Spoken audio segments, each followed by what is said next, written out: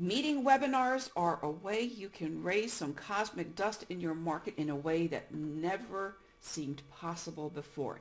You can bring people together virtually who might never come together in person. There are lots of ways of doing that. Let's take a look at a different number of ways we can use meetings in real estate and create meeting webinars. Franchises use meetings to talk to franchise owners across very, very large areas, across the country, across a continent, around the world, in a region. A webinar is a great place to bring people together to talk about common goals, common strategies. It's a great, great tool for a franchise. A brokerage can use online meetings when you have a multi-office situation. Bring together managers, bring together department heads, bring together staff and independent contractors. Within a brokerage, have a sales meeting. Not all real estate agents can come to sales meetings. People have really, really conflicting schedules that don't make it real possible to come together, and webinars make that possible. Agent teams, it's the same thing. Agent teams, you've got different people responsible for different things. You may have them located all around town. Being able to have a virtual meeting where people can stay in their own office or do it from their own home office saves people time in travel. Half an hour each way in a car to go to a meeting is an hour that people have to carve out of their day. There are just so many times that you can do that and not really cost people productivity and ultimately hit the bottom line. So working with webinars in teams is a real, real great idea. You can create an advisory group. Think about an advisory group with people in your market, people in your geographic market who may be able to help you, reach out and reach more people in your demographic market. It's a real, real great way to share intelligence, share information about the market with an advisory group. And an advisory group can meet online. Create a roundtable. Talk about best practices about any area of your business. Create a roundtable and have a discussion about foreclosures. Have a discussion about short sales. Have a discussion about the best practices that are happening. Create those roundtables. Pass the microphone around from one person to another. Share. You can do that much more easily, much more frequently, and in a very, very rich manner with webinars. Create seminars, in-house seminars for agents, in-house seminars and trainings for your other groups. Again, do that in a meeting format. Customer education. When you're doing this in this kind of a format, that's different than a sales webinar. When you're creating customer education and having meetings, you're inviting a very, very special, rich type of interaction with your consumers, with those people you're bringing into your business as prospects and future customers that you were never able to do before. In a way, you were never able to do it and do that virtually. Very, very rich way of working with webinars. Let's take a look at a team meeting cycle and an example of how this meeting webinar can work in a real estate team. So we've got a couple of agents who have a team going. Let's call them Jill and Jack, and Jill and Jack are going to schedule a meeting later in the week with their team. They've got some listing agents, we've got some buyers agents, a couple of transaction coordinators, and they're going to be meeting later in the week. They may even invite their VAs to come in. They've got a couple of those. Jill and Jack are going to put together a detailed agenda, and they've they're working with a team that's a very, very busy team. 3 of the members of that team are on the road right now. One of those members is out of town at a conference, and that person is going to attend via an iPhone. I'm sorry, or an iPad or an Android tablet. So that's pretty cool. One of the members of the team is going to register with his iPhone, and another member is not going to be able to attend, but he can catch it on the replay because everything is going to be recorded. Jill and Jack are going to assign a password for the meeting. There are definitely some things they don't want to be sharing with the world or necessarily with other people who have other access to other rooms in their meeting space there. So they're going to record that for their team and ask people to use a password. They're also going to upload documents for review prior to the meeting. Every member of the team has an opportunity to review those documents and then post comments below the space in the collaborative meeting area so that they can start getting on the same page prior to the meeting. During the meeting, the team leader is going to present a PowerPoint with a succinct outline of all of the major points, all of the points he wants to talk about, and then team members are going to share other documents in the meeting space. So people who have information relative to the projects, germane to the task at hand, will be able to share that. They're also able to add additional people to the space during the week. They may invite some other people in. There may be a lender who is going to be joining an open house promotion and be available at an open house to do some pre-qualifying. Maybe has a team to do that as well.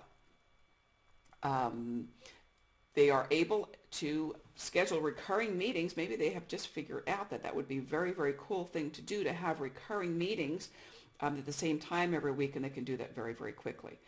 All members have access to the recordings and the files, and they have access on demand. So the entire recording of the meeting is available. If people want to listen to it again, listen to a certain part of it, they can do that, and they can download those files again.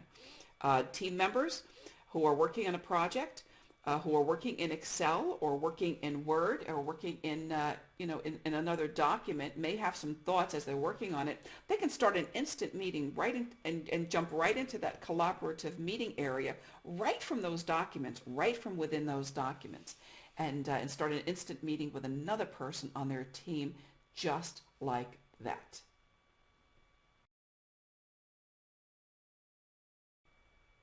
Sharing files was never easier than it is right now in a meeting webinar. People within a group, within a meeting webinar, can collaborate to create presentations and reports right online. You can create a file in a media library, create an entire library of materials that people on your team can use, that you can take out of the file at any given point in time during a meeting webinar to present to the group, to review with the group, and to work with. Those same files are files that may be contract files. You can have a meeting again with clients. You can be presenting a contract for a buyer or a seller to review before signing. You can be presenting your listing contract, for goodness sake. Anyway, you can create a media library and do that in the file. You can assign privileges and permissions to people so that only some people can make changes on a contract.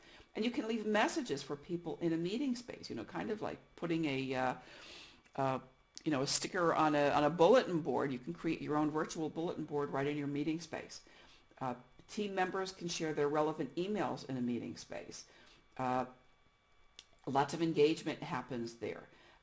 People with a high level of permission to run the room, a room monitor, a virtual room monitor, can have a list and create a list of people who can share certain materials.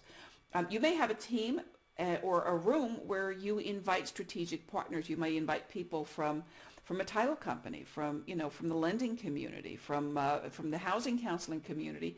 You may have different levels of permissions for different people to share different documents depending upon the project in which you're engaged. You can share updated files and notes about changes. Final files can contain history notes. You can lock them. So file management in a meeting space is very, very great. And the other neat thing that's very, very neat with the way the technology is emerging is the way that you can use mobile applications in webinars. And people now, are signing in and attending webinars on their smartphones. They're using the iPad to attend webinars on a lot of platforms, and they're using the Android tablet. So mobile applications are bringing people together. You can have your meetings with people all over the place, and they don't even have to, be sitting at a computer. They can be working someplace in a remote area using a mobile device and still be able to participate, still be able to see what you have to share, still be able to review documents and do all of that type of interaction right from their tablets or their smartphones.